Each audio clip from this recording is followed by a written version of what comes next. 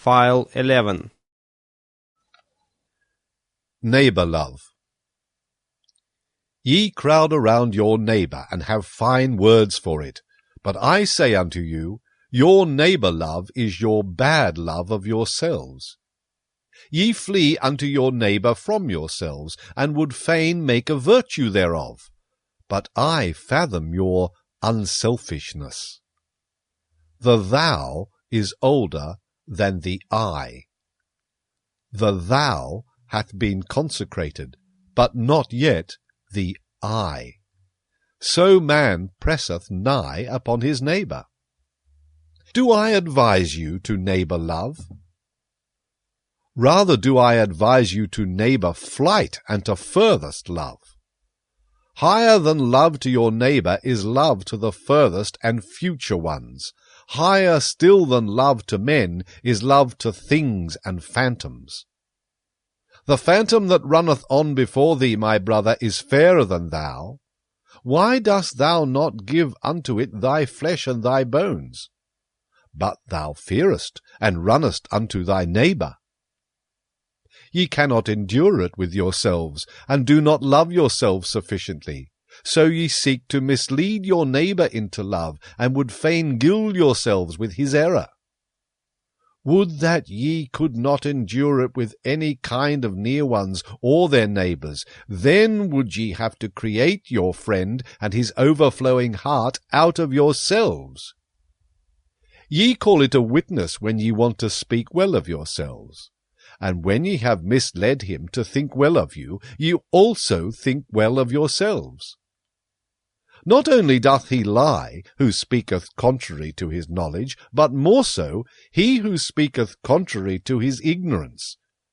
And thus speak ye of yourselves in your intercourse, and belie your neighbour with yourselves.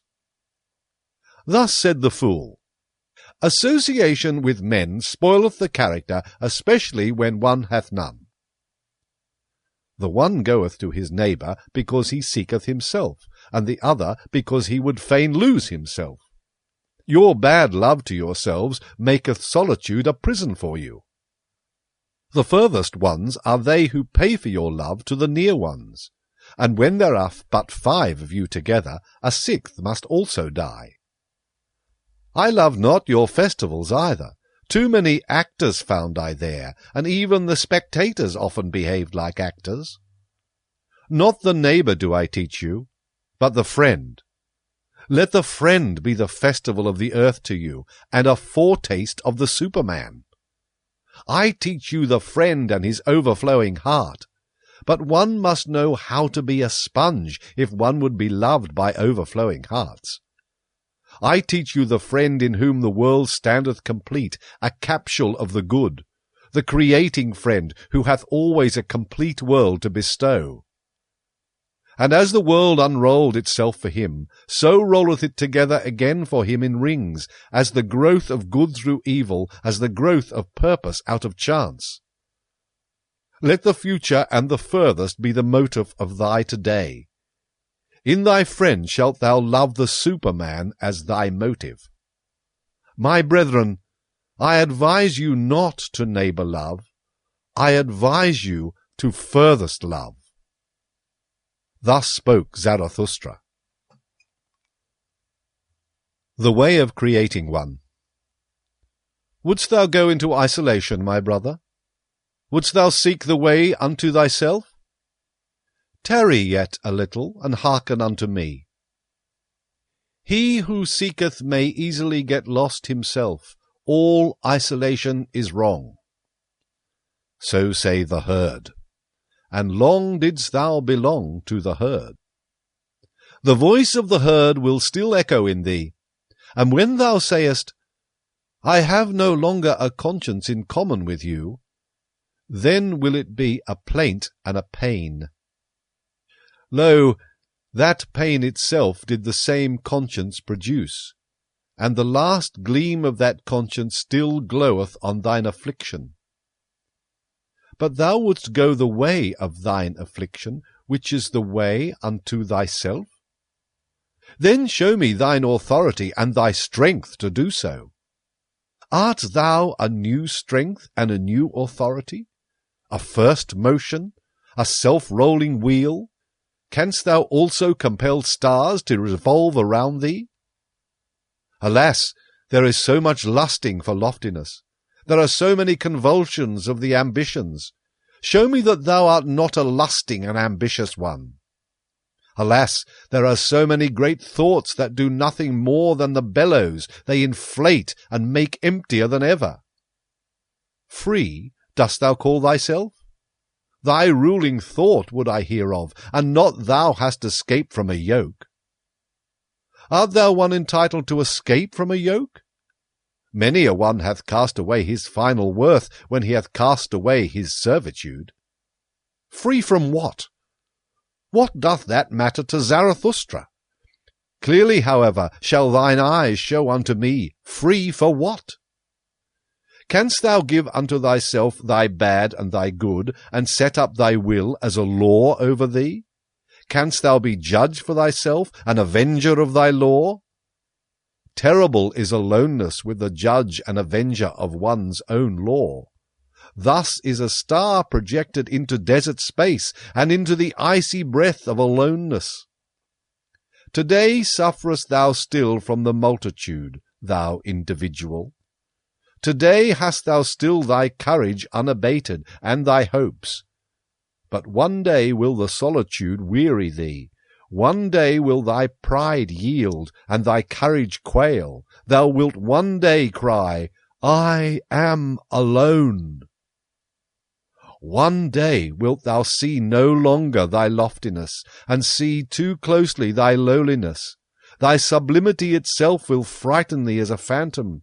Thou wilt one day cry, all is false. There are feelings which seek to slay the lonesome one. If they do not succeed, then must they themselves die. But art thou capable of it, to be a murderer? Hast thou ever known, my brother, the word disdain, and the anguish of thy justice in being just to those that disdain thee? Thou forcest many to think differently about thee, that charge they heavily to thine account. Thou camest nigh unto them, and yet wentest past, for that they never forgave thee. Thou goest beyond them. But the higher thou risest, the smaller doth the eye of envy see thee. Most of all, however, is the flying one hated. How could ye be just unto me, must thou say? I choose your injustice as my allotted portion. Injustice and filth cast they at the lonesome one. But, my brother, if thou wouldst be a star, thou must shine for them none the less on that account. And be on thy guard against the good and just. They would fain crucify those who devise their own virtue. They hate the lonesome ones. Be on thy guard also against holy simplicity. All is unholy to it that is not simple. Fain likewise would it play with the fire of the faggot and stake. And be on thy guard also against the assaults of thy love. Too readily doth the recluse reach his hand to any one who meeteth him. To many a one mayest thou not give thy hand, but only thy paw, and I wish thy paw also to have claws. But the worst enemy thou canst meet, wilt thou thyself always be. Thou waylayest thyself in caverns and forests. Thou lonesome one, thou goest the way to thyself, and past thyself, and thy 7 devils leadeth thy way.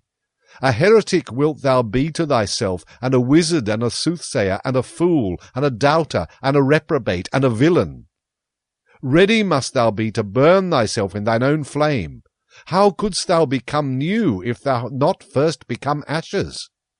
Thou lonesome one, thou goest the way of the creating one. A god wilt thou create for thyself out of thy 7 devils.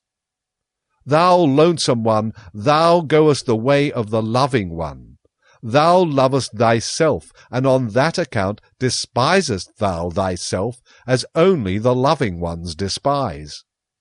To create desireth the loving one, because he despiseth. What knoweth he of love who hath not been obliged to despise just what he loved?